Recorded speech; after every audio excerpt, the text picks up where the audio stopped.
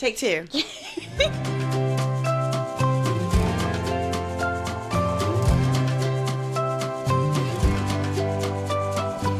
Welcome to the While You Grow podcast with Dr. Courtney Addison and me, Addison Powell, where we will dive into all things pediatrics, occupational therapy, and other important topics around children and development. So, if you are a parent, occupational therapist, student, or just want to learn more about occupational therapy and pediatrics in general, then keep listening. For more information on the podcast and to follow us on social media, take a look in the show notes. Let's get started. Welcome to the While You Grow podcast. I'm Addison Powell. I'm Dr. Courtney Addison, and I have two new guests with us today. Yeah. I'd love to introduce Karina and Britney. They are students here at the PC OTD program, and today we're going to talk about the pediatric fieldwork experience. So this episode is for any student out there, any person that is interested in going to OT school, site supervisors, CIs, all those things. We're going to talk everything pediatric fieldwork experience because it's quite unique, wouldn't you guys say? Oh, yes. Yes. So all three have had a pediatric fieldwork experience. All are interested in pediatrics in some sort of fashion. So I thought it would really be awesome to get their perspective on kind of how their fieldwork experience went. What were some of the barriers, challenges, all those different things. So all three different. So if you guys want to kind of talk about where you guys were and kind of what the population was when you went on your pediatric fieldwork experience. Karina, do you want to start? So my fieldwork rotation was in Columbia with Prisma Health, and it was outpatient pediatrics. So most of the children that I saw during my rotation was between, I wouldn't say like 3 to 10. That was kind of the range, but occasionally we had some babies and a few like older children. And we saw a lot of diagnoses. Most of them were diagnosed with, autism. Mm-hmm. And then just a couple that were kind of not commonly seen. So a lot of research is required when you work with peds prior to like treating children, just to get to know like what that diagnosis is and what like impairments would you see with that or commonly see.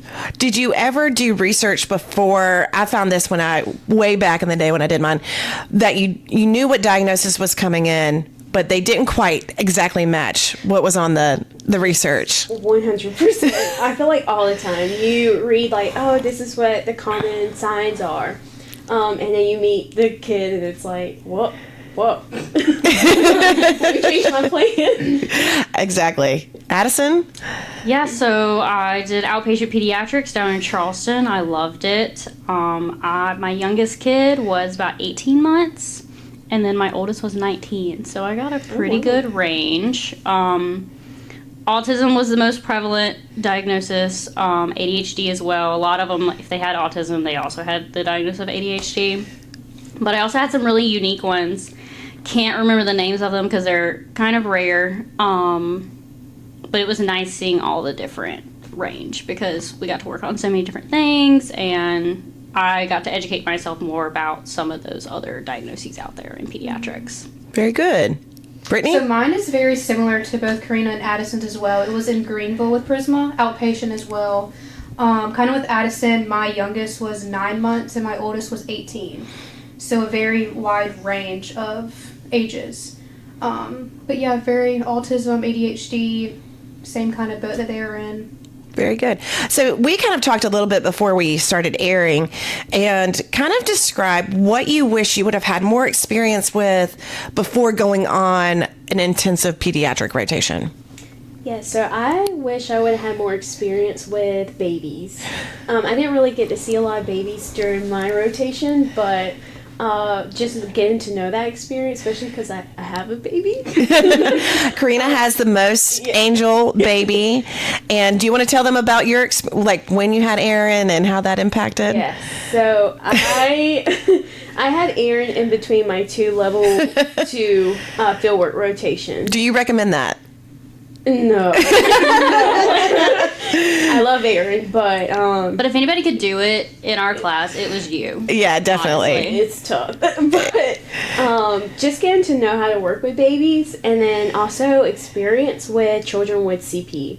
I did not really get to see. We did have some children with CP, like some type of CP, but it wasn't to the point where it was really impacting their ability to participate in occupations. But just being able to have that experience, just in case, like in the future, if I go into peds, I want to know how to treat a kid with that. That diagnosis, yep. Honestly, I agree with everything she just said, because I also didn't. I saw maybe 1 or 2 kids with CP, but they were actually seen by other therapists, whether that be an occupational therapist or a physical therapist. And that's what I did like by rotation.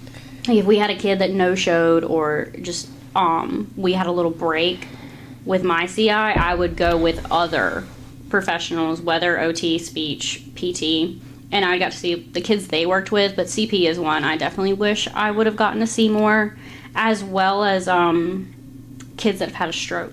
There was a couple kids, I think, in the clinic. Again, they weren't our kids that had strokes, but I thought it was like really interesting to see, because most of the time when you think of stroke, you think of adults. And so to see that in a child and how that impacts their ability to play and work in school and all those other things, it was really interesting. And then also with babies, like I said, my youngest was 18 months. So I do wish I would have had a little more experience with babies going in, which is why I loved the baby day that we did for this class. Like that's something I really wish we would have been able to do. There were so many babies here. Yeah. It was a lot of fun. It's amazing. It was a good day. But that's great feedback in that, you know, getting to handle babies and being comfortable with them. And it's much different. And Britney, you said this earlier too, than dealing with a toddler, dealing with an older kid that are a little bit more durable, I guess, at the time. Yeah. But just anytime you get a chance to interact with a baby, whether it be a family member or a community member, take that opportunity just so you get comfortable in kind of what they do and what to expect. And then to add on top of that, if they have a diagnosis or have an impairment, how to protect that baby from getting injured or making a safe environment for them. Yep. For sure. I'm going to say with mine, what I wish that I kind of was better at before I started was treatment planning and documentation. Because like in class we learn the SOAP note, which I feel like is like the skeleton of all documentation. But kind of what Addison was saying is when we go to Fieldwork is kind of get the flow of what your CI and how they write, kind of ask them for any like hints or improvements you can make with your writing. But with documentation on a level 2, it's like insurance will be reading your notes. Right. So you have to show how the child presented, what you did, and their progression throughout their treatments, because in peds with outpatient, I had the same kiddos every week at the same time. So just making sure that the progression is being seen, or if it's not there, to state that in your notes for insurance purposes, because we're there for 12 weeks. 12. So just remember that the kids still need to get approved for therapy after you leave. So making sure that your progress notes are being well written and meeting the marks. Yep. Yeah. That kind of transitions to a good point. I think documentation at the pediatric level is the hardest because you are justifying services to people who never see the kids, you know, and never interact. And even from a standpoint of a school or an IEP, same thing. Sometimes you're an outside perspective. You're not interacting with that kid all the time. So documentation is so key in pediatrics. What are some tips, you know, Britney, you've already shared, kind of learned from your CI, but what are some tips that you guys have after going through a pediatrics rotation on managing that large amount of writing and large amount of documentation? Okay. So, I think if you go into a pediatric rotation, any rotation really, there's going to be challenges. There's really good sides to peds. I really enjoyed my time. But as far as documentation go, just because I think we're students, we really want to make sure our documentation's really well written. That takes extra time. But just planning out as time for yourself to really just take a break, step away, because it's needed. Just, I think, looking at my CI and how she wrote her notes, I mean, she has a lot of experience. Right. And just the way she's able to type those out and be done by, like, before she leaves, I'm like, wow. I want to be like that. That did not work for me. But it's just a learning experience, and just accepting, like, oh, I'm a student. I cannot write like my CI because I don't have years of experience. Right.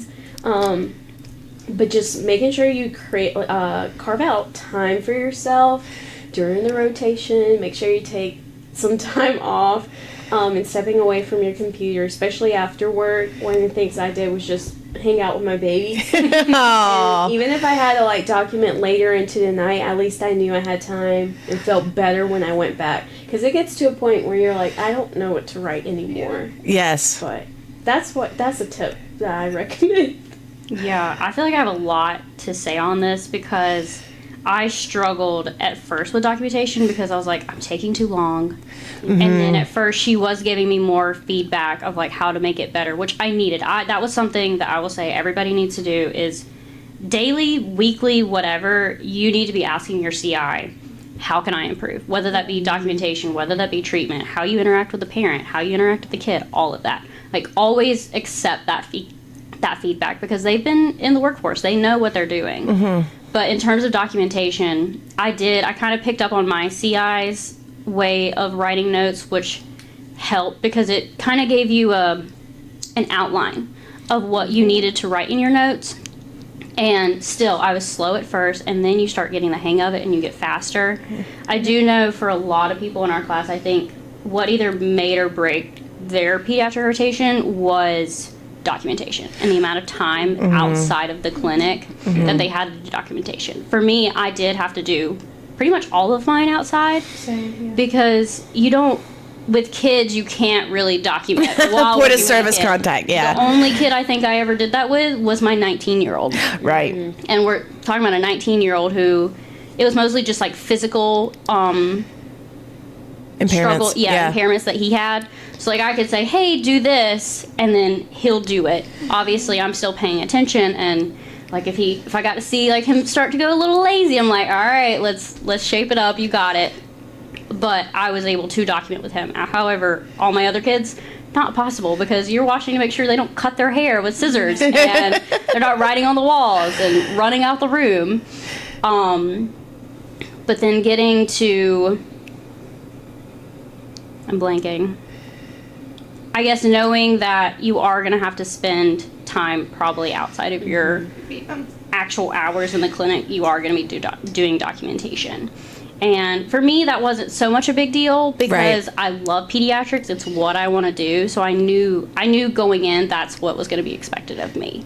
Right. And you do get faster. Like, by the end, I think some of the notes I could get done in 5 minutes. Right, which is the typical time you have. Yeah. You know, if you think about things.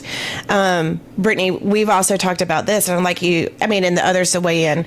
I find that the pediatric rotation is also tough because it's very emotional. When you work with kids you're not only working with kids, you're working with their families, but you're working with, sometimes they're in really kind of tough situations or they're having a hard time. It can be very emotionally draining because you guys all have big hearts. And, you know, when a kiddo comes in and they're struggling, it tends to weigh. What is some advice you have for dealing with some of those emotional sides of a pediatric rotation?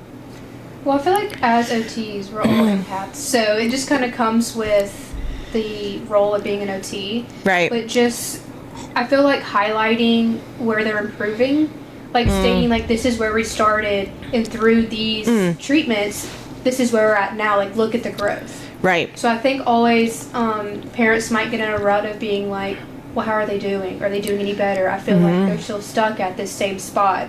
And then you just have to go back to, yes, we're still there, but this is where we started. So we're progressing up and improving and getting better, and just seeing that growth and recognizing that growth. That's very good. Ladies, do y'all have any other advice? Did y'all have any emotional cases? Not for me, not super emotional. I did get to see a little bit, I guess, it's not really emotional. However, I did get to see a difference because the place I was at, they actually had 2 locations. They had one in Mount Pleasant and they had one in Goose Creek. And those are very different areas. Mount Pleasant, if anybody knows anything about Charleston and Mount Pleasant, like that is, it's very expensive to live there. There's another community right nearby that's like its own city. And it's very well known that those families that live in that area are very, very wealthy. So then you got to see, however, Goose Creek, while Goose Creek is a really up and developing area, it's also surrounded by Somerville and Moncks Corner, which are lower SES compared to Mount Pleasant. So I got to see the difference in the families and the support they had for the ones that were in Mount Pleasant and then the ones in that Goose Creek, Moncks Corner area, which I thought was very interesting. And then I guess, we don't want to make this a super long one. We just want the short and sweet facts. But talk about, assessment. So as an OT, that's really what defines us a little bit more than a CODA, although we love our CODAs in pediatrics. Most of the time they have way more knowledge than we do. But talk about having to assess a child, talk to a parent, get all that done, and maybe some strategies for students that are listening.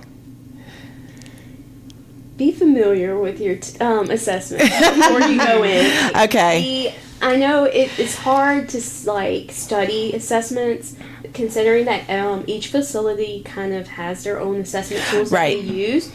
But one good thing is to email your CI and ask, okay, what assessments do you typically use, so that way you're familiar with them before you go in. Right. But it's still a learning process, because you may have one child that's able to sit through the assessment, and then the other child, it's like you can't even do one thing because there's just so many factors to consider. But be familiar with assessments. Know what you're going to screen for. That's a big thing, because a screener can kind of determine, I wanted to do this, but now that I screened for this, quickly, let me change the assessment, so that way we get more valuable information. Very good. Yeah.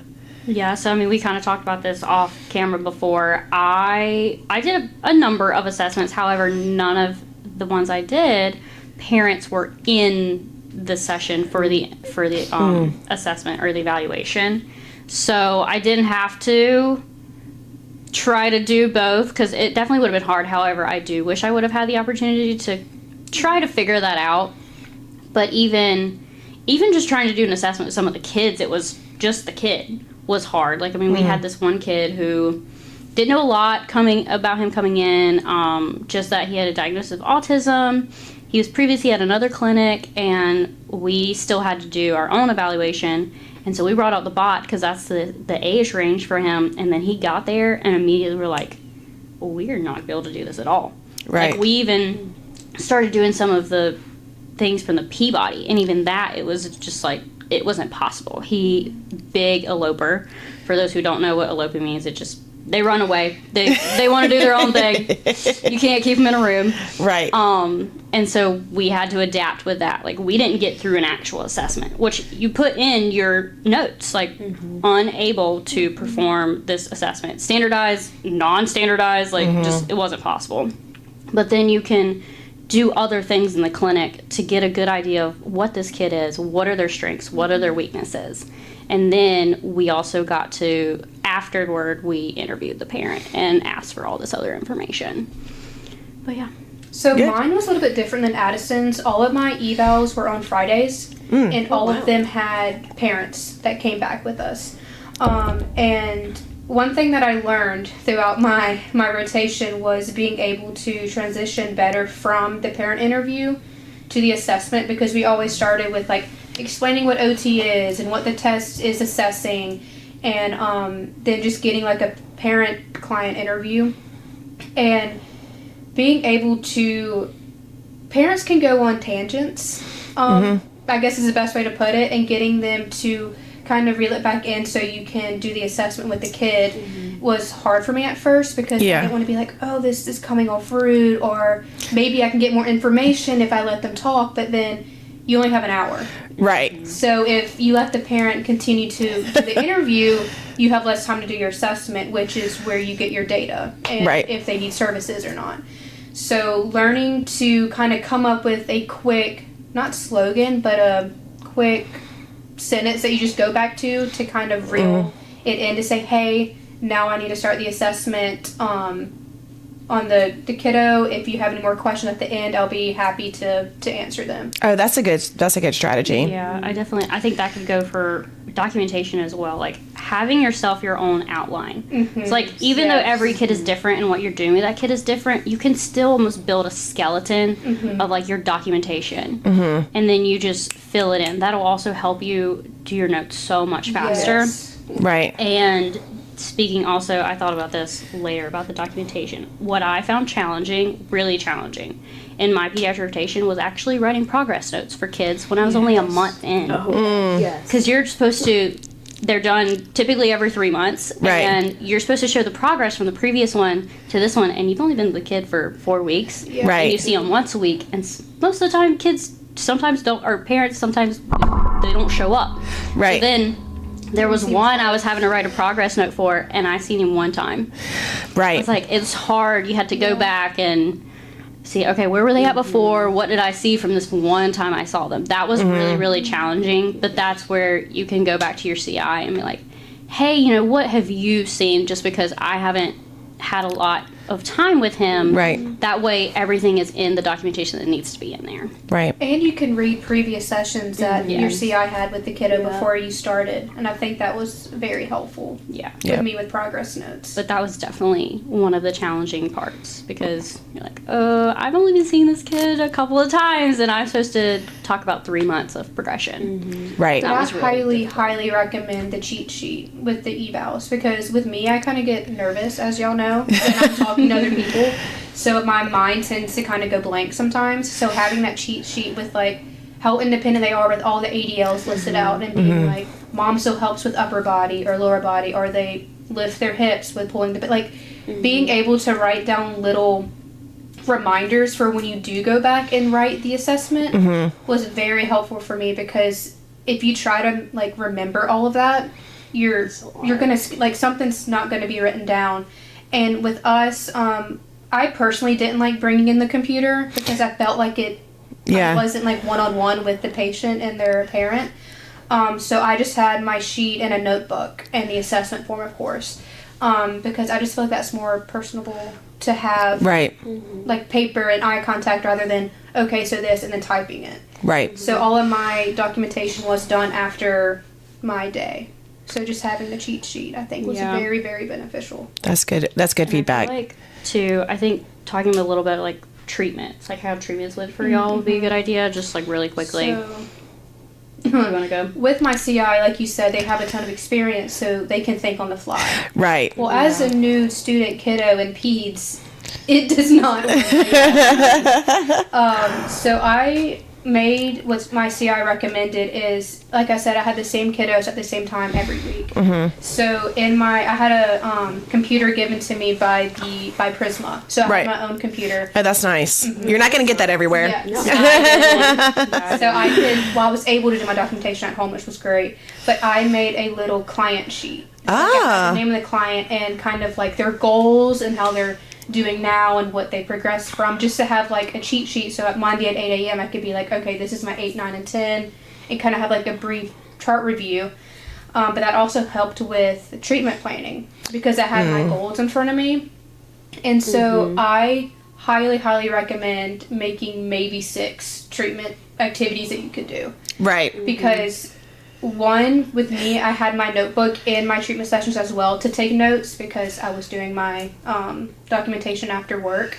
So I could write down how much I helped the kiddo or how they did and yada yada. But having 6, I definitely highly recommend because you never know how the kid's going to present to you. And if they're interested in said activity. And so I would make my 6, and then if they didn't like it, I would just cross it out. Yes. And then I would check the ones that I actually did, so when I went back in my subjective, I could state, this is what we did, and this is how we did. That's such good advice. So definitely having everything where I could, like, write little notes of how they did. And it's like by the activity. So I wasn't like trying to rush because like y'all said, you do not have much time during treatments to take notes. So it was kind of, you were taking these notes in between the 5 minutes you had of them putting their socks and shoes back on, taking them to the parent, and grabbing your next Right. kiddo. Yeah. Right. Just making it easier on yourself with time management and being able to quickly write down little notes here and there. Yeah, Yeah. that's definitely really good. I did the same thing. I had like a list of like all of my patients and their goals. And then I started out by planning like you did, having different plans for treatment sessions. And that worked for me for a little bit, but then I realized when it didn't go that way, I struggled to adapt and grade up and grade down. So and that was something I talked to my CI. I was like, what is your, like, I need help with this. How can I get better at this? And she's like, that's one of the planning. that's one of the biggest things that we get feedback from CIs is the student's great, struggles with grading up and grading down. And it is such a natural thing, and as you become a more seasoned OT, it just comes naturally. You're like, oh, we're going to do this next. But even when I think back to telling students how to grade up, it's hard because it's natural, So, but continue. Sorry. But so because of that, I stopped planning. I literally would just look at what patient I had next. We looked at their goals. I went and got them, and we were thinking on the fly because that's what I needed to do to get better at that. Right. To also just trying to come up with something on the spot because you can plan 6 and they're like, no, I'm not doing that. I'm not doing any of those things. I'm not doing any of those, which is so common. So I forced myself I trained myself to think on the fly, to grade it up, grade it down. And then sometimes too, you do like a joint treatment session with like another kid. Right. So like trying to, like, this one kid wants to play with your kid and they want to play this, and you find a way to make that activity helpful and work for your kid. Right. And so not planning helped me. Right. However, some people do need to plan. And going along with that, I think the longer you're there and the more you get to know the kids, Right. the more Yes. your planning activities become more client-centered. Right. Like maybe your kiddo likes baseball, so all of your activities Right. correlate with baseball to keep them intrigued. Because one week they might have loved this activity, and then the next week they're like, I'm not doing that. So just being able to have something to pull out of your sleeve of like, okay, this is an interest, maybe I can print off a sheet that deals with this activity they like in case it doesn't go how they planned it. You can always have a backup of an interest that they like. Yep. Right. Holidays. Oh, yes, holidays. Always check with your families, though, to make sure they do celebrate certain holidays. Yes, that is a But, big thing. I did run into that a lot Yeah. of certain holidays. However, when they do, holidays are the best. I had Thanksgiving, Halloween, and Christmas. Oh, you had the big holidays. Yeah, I Yeah. had like 4th of July. Then you had Father's Day. Maybe a couple others. I don't know. Not the big holidays, though. No, mine were, yeah. But holidays also were a good opportunity because you could do one activity For the whole and do kid. it for every single kid, but then you figured out how to grade it up and grade it down. Right. Right. And and it changes, and that's the unique thing of, being an OT is that creative process. But kiddos, they're very smart and they know you're a student. So talk about like establishing rapport with your kids. Cause I find in different rotations, like that's the biggest thing. If I give any advice to any student that's going out there or anybody that's transitioning to pediatrics, learn how to build rapport. Because once you have that, you can kind of work with the child on anything, even if it's difficult tasks, they trust you. That's huge. You guys want to speak to that? Yeah. Do you want to start, Karina? Yeah, so really it just depends on the child, but with some you can build rapport just by talking, depending on their age. Others you really just have to Get in there. get in there, get to know them, and just learn like what things they like, what things they don't like. But yeah, it just really varies. It's not like with adults. I did orthopedics before this, and building rapport with adults is so different with kids. But in a way, I like building rapport better with kids than with an adult. Because it's like play. Like, I think It the is. best way that I built my rapport with my kiddos was like getting into their imaginary scenarios that they made up and like playing with them and just like being involved with their creation of a certain activity, like just like letting them lead in a sense, Right. following.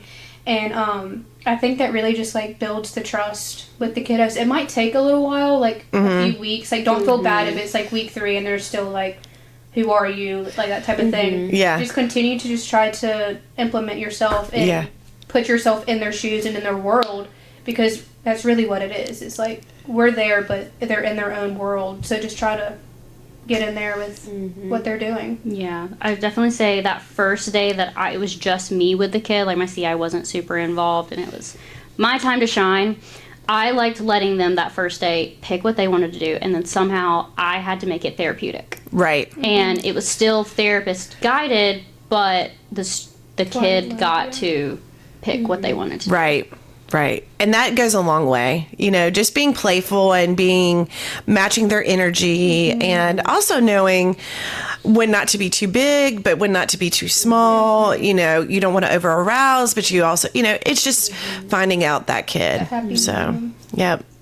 Well, I really appreciate it. This was really good. Yeah. And I know this was like last minute idea of Dr. Addison's side quests. That's a separate podcast. But this is, I hope students listen to this and listen to your advice and just know, like, one, don't take anything personal your CI says. No. They really are there for your guidance. Enjoy it, but know it's going to be hard work. Yeah. Right? Yes. Right? It's not easy, but it's very rewarding. And I enjoyed everything about mine. I had a great CI. Yeah. Didn't your CI name their child after you? She did. Maybe not after me. Oh, okay. However, she did. She had Addison on her list. Yes. And they're like, it was so weird. Like, we had this on our list before I even knew you were going to be my student. And then I thought it was crazy that when I got you and saw your name, and on my last day, she was like, I don't think I told you. We decided to name our little girl Addison. I was like, I was so happy. It just made it so much sweeter, even though it technically wasn't after me, because I told her, I was like, I'll try not to ruin the name for you. So that was a little bit of pressure, but yes. Excellent. I think it's great to see the progress in your kiddos. Like, Yes. we are only there for 12 weeks, but that's a lot of time to see a lot of progress. And Right. a lot of time for you to kind of get attached to your kiddos that you see. Yes. Like, I know, like, the week after I finished my rotation, I was like, well, I would be with this kid right now. I would, like, look at the clock and be like, I would have been in a treatment with him or her. And it's just kind of, you get into a rhythm. Right. And once you get in that rhythm, I think everything kind of falls into place. Yes, it does. Right. I was very sad leaving my rotation. Oh. I was very sad. Oh. Well, thank you guys for your advice for students out there. And again, this is our 10th episode, right, Addison? Yes, number our 10th episode. So please download our Spotify, YouTube, all those things that I have no idea about. So yes, we have our Instagram. Yes. YouTube. Listen, subscribe, like, comment, please. Spotify, make sure you hit the download button. That's what we need right there. Again, like, subscribe, comment. We want all of it. We want your feedback. We've gotten a few little fan mail. Yay, we love fan mail. Yes. And we would love questions or like, could you do an episode on this? Because we want to know, right? Yeah. We want all the feedback. Yes. I've enjoyed doing this. I can't believe we're already on episode 10. It's wild. That's crazy. Yeah. It's crazy. And, like, so many topics over those 10. Yeah, lots of topics. And we have so many more planned. I think next week we have like 3 or 4 scheduled to record. Right. So Exciting. Listen in. Exciting. All right. Well, you guys will be graduated probably next time you guys come on the interwebs. So, this can be so exciting. But thank you guys for listening. Yes. Have a great day. Bye. Thanks for listening to the While You Grow podcast. If you learned something on this episode, please like, share, and comment. Join us next time as we dive into all things pediatrics, occupational therapy, and other important topics around children and development.